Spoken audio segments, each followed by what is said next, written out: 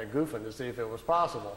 And they says, well, yeah, it's possible if you would like to do that. So the pictures, there's 4 or 5 pictures on here of dinosaurs and of a prehistoric Earth. Like I tell everybody, I can't tell you if they're real or not. They're just interesting to kind of look at. He says he went back in time to a prehistoric planet, that he actually got out of the ship and saw prehistoric creatures. He got back in the ship with his camera and took some pictures of them. So those should be on here too if I've got the tape anywhere close to the right place.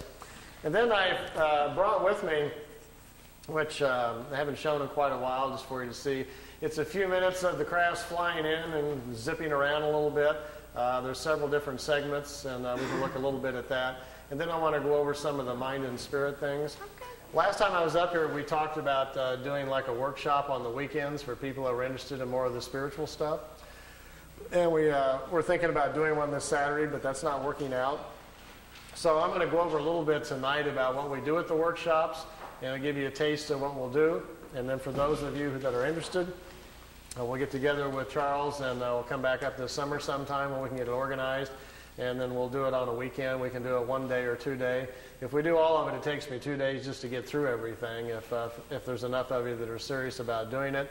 I have my own copper pyramid that Billy made for me that we use in groups, and I'll teach you some meditations, and I'll teach you some of the mind things, different areas of your mind, how to use the symbols and find them. So it's kind of fun stuff if you're interested in following that kind of path, as well as we'll go over some things about the universe and how our cycles, or incarnation, how the rings are formed, and we'll have some fun with that and try some things.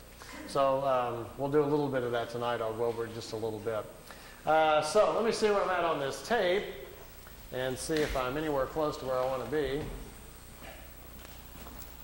Oh yes, here's Venus. Its first flight around our solar system. Here's a picture of Mars. By the way, this is not a professional tape. As you can see, these pictures are in a picture album, and I've just got my camcorder out, and Wendell and I are flipping through the pictures. So this is not a produced tape for you to look at, so it'll probably never be on the market, but at least you get a chance to see some of these pictures. This is Mars just from a different direction with the sun very bright on it. Now, here is Mars, but here's one of these satellites. It's in orbit around Mars, made on Earth, unannounced, and is in orbit. This is the spring of 1976, and this device is in orbit around Mars. I don't know exactly who made it or who put it up there. Here's another one. This is Mars again, and here's the light panels, solar panels, and the satellite equipment in orbit around Mars again. This is a different one. This is a dust storm on Mars. Billy wanted to get close and try to take pictures of artifacts. You've all heard about some of the Sedona Plaza on Mars, about the face on Mars that Richard Hoagland and other people have been looking into. Billy published a paper back in the 70s talking about that. There was a race of people lived on Mars. They had a terrible catastrophe about 186,000 years back. At the time, there was about 40 million people killed on Mars, and they're all gone now, of course. So there were societies there, and we will find quite a few remains of their civilization once we get up there. Here he's on board one of their large motherships. This is the side or the edge of a saucer that was parked inside as he was walking by it. Here's Jupiter. Here's the mothership in orbit. They're flying into it to go aboard. It was 17 miles high and about 10 miles in diameter. He spent 3 days on it. They went to different places in our galaxy to show him around. This was the craft that was right in front of him as they were flying into it. He took a picture of that one. Here, again, is back at Mars. These aren't in any particular order. Here's another object in orbit around Mars, and look, here's an American flag on it. So there's a couple of things that they've put up there that the military's put up that we don't know about. This is a picture of Billy in a suit. He's on a prehistoric planet to see the dinosaurs. He's got a breathing apparatus on. This is a Pleiadian man, and they've stepped outside of the ship so he can see the animal life on this prehistoric world. Got his picture taken, too. That's pretty good. This jumps back here to, remember the Apollo-Soyuz hookup, us and the Russians back in '76? Billy asked him if he could go up and watch it. They said, okay. They took him up. There's several pictures here of the Apollo-Soyuz hooking up with Earth in the background.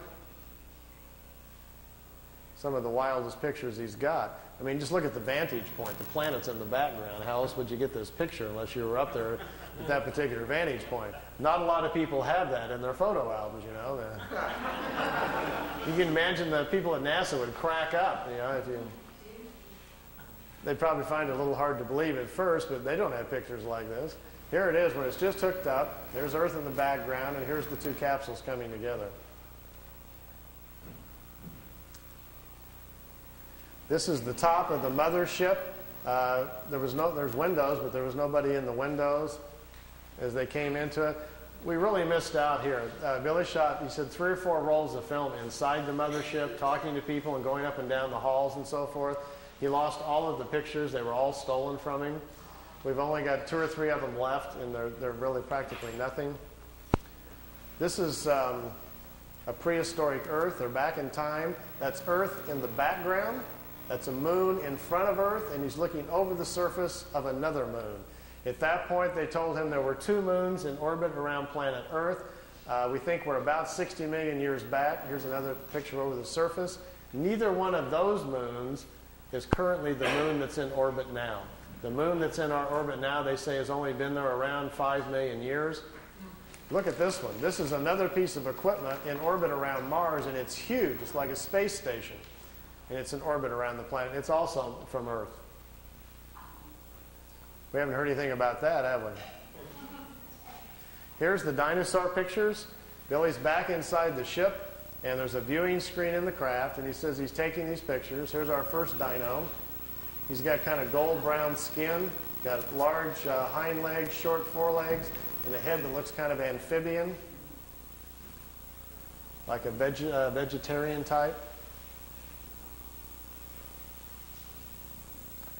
Here's the second one.